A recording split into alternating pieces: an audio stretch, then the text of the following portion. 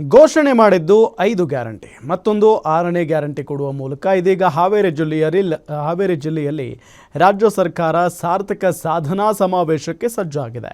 1 ಲಕ್ಷ ಜನರಿಗೆ ಹಕ್ಕುಪತ್ರ ಕೊಟ್ಟು ಐತಿಹಾಸಿಕ ದಾಖಲೆ ಮಾಡ್ತಾ ಇದೆ. ಈ ಸಮಾವೇಶದ ವಿರುದ್ಧ ಬಿಜೆಪಿ ಕೆಂಡ ಕಾರಿದ್ದು ಯಾವ ಪುರುಷಾರ್ಥಕ್ಕಾಗಿ ಈ ಕಾರ್ಯಕ್ರಮ ಅಂತ ಕೆಂಡ ಕಾರಿದೆ. ಹಾವೇರಿಯಲ್ಲಿ ಐತಿಹಾಸಿಕ ಭೂ ಗ್ಯಾರಂಟಿ ಸಮರ್ಪಣಾ ಸಮಾವೇಶ.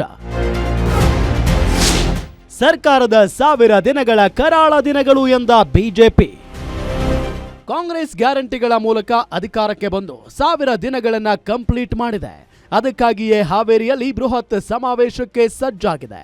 ನಗರದ ಹೊರವಲಯದ ಅಜ್ಜಯ್ಯನಗುಡಿ ಬಳಿಯ 200ರಿಂದ 300 ಎಕರೆಯಲ್ಲಿ ಸಮಾವೇಶಕ್ಕೆ ಈಗಾಗಲೇ ಟೆಂಟ್ ಹಾಕಲಾಗಿದೆ.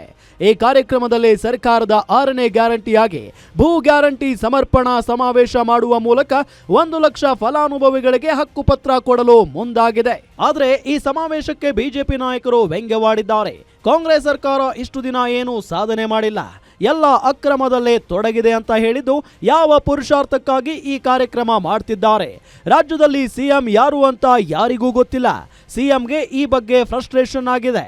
ಕಾಂಗ್ರೆಸ್ ಸರ್ಕಾರದ 1000 ದಿನಗಳು ಕರಾಳ ದಿನಗಳು ಅಂತ ವಿಪಕ್ಷ ನಾಯಕ ಆರ್ ಅಶೋಕ್ ವಾಗ್ದಾಳಿ ನಡೆಸಿದ್ರು. ರಾಜ್ಯ ಸರ್ಕಾರಕ್ಕೆ 1000 ದಿನಗಳು ತುಂಬುತ್ತಾ ಇದೆ ಅಂತೇಳಿ ಹಾವೇರಿಯಲ್ಲಿ ಮುಖ್ಯಮಂತ್ರಿ ಸಿದ್ದರಾಮಯ್ಯನವರು ಕಾರ್ಯಕ್ರಮ ಮಾಡ್ತಾ ಇದ್ದಾರೆ. ಯಾವ ಪುರುಷಾರ್ಥಕ್ಕೋಸ್ಕರ ಮಾಡ್ತಾ ಇದ್ದಾರೆ? ರಾಜ್ಯದಲ್ಲಿ ಯಾರು ಮುಖ್ಯಮಂತ್ರಿ ಅಂತ ಯಾರಿಗೂ ಗೊತ್ತಿಲ್ಲ. ಅಲ್ಲಿ ಡಿ ಕೆ ಶಿವಕುಮಾರ್ ನಾನೇನು ದೆಹಲಿಯಲ್ಲಿ ಹೋಗಿ ಗಾಳಿ ಕುಡಿಯಕ್ಕೆ ಹೋಗಿದ್ನ, ರಾಜಕೀಯ ಮಾಡೋಕ್ಕೆ ಬಂದಿರೋದು ಅಂತಾರೆ. ಇಲ್ಲಿ ಮಹದೇವಪ್ಪ 5 ವರ್ಷ ಸಿದ್ದರಾಮಯ್ಯನವರೇ ಅಂತಾರೆ. ಅಂದರೆ ಯಾವ ಸಾಧನೆಗೋಸ್ಕರ ನೀವು 1000 ದಿನಗಳನ್ನು ಕಂಪ್ಲೀಟ್ ಮಾಡಿದ್ರಿ? ಕರಾಳ ದಿನಗಳು. ಈ 1000 ದಿನಗಳೇನಿದೆ ಕರಾಳ ದಿನಗಳು. ಇದರ ಬೆನ್ನಲ್ಲೇ ಶಾಸಕ ಸುನೀಲ್ ಕುಮಾರ್ ಕೂಡ ರಾಜ್ಯ ಸರ್ಕಾರದ ವಿರುದ್ಧ ಕಿಡಿಕಾರಿದ್ದಾರೆ. 1000 ದಿನಗಳ ಸಾಧನೆ ಅಂತ ಸರ್ಕಾರ ಹೇಳಲು ಹೊರಟಿದೆ, ಆದರೆ 1000 ಅರಾಜಕತೆಗಳು ಸರ್ಕಾರದಲ್ಲಿ ಸೃಷ್ಟಿಯಾಗಿದೆ ಎಂದರು. 1000 ದಿನಗಳನ್ನು ಪೂರೈಸ್ತಾ ಇರುವಂಥ ಸರ್ಕಾರದ ನಾಳೆಯ ಸಮಾವೇಶ ಏನಿದೆ, 1000 ದಿನಗಳ ಸಾಧನೆ ಅಂತೇಳಿ ಸರ್ಕಾರ ಹೇಳಲಿಕ್ಕೆ ಹೊರಟಿದೆ. 1000 ಅರಾಜಕತೆಗಳು ಸರ್ಕಾರದಲ್ಲಿ ಸೃಷ್ಟಿಯಾಗಿದೆ. ನಾಳೆಯ ಸಮಾವೇಶದಲ್ಲಿ ಸರ್ಕಾರ ಸ್ಪಷ್ಟ ಮಾಡಬೇಕು.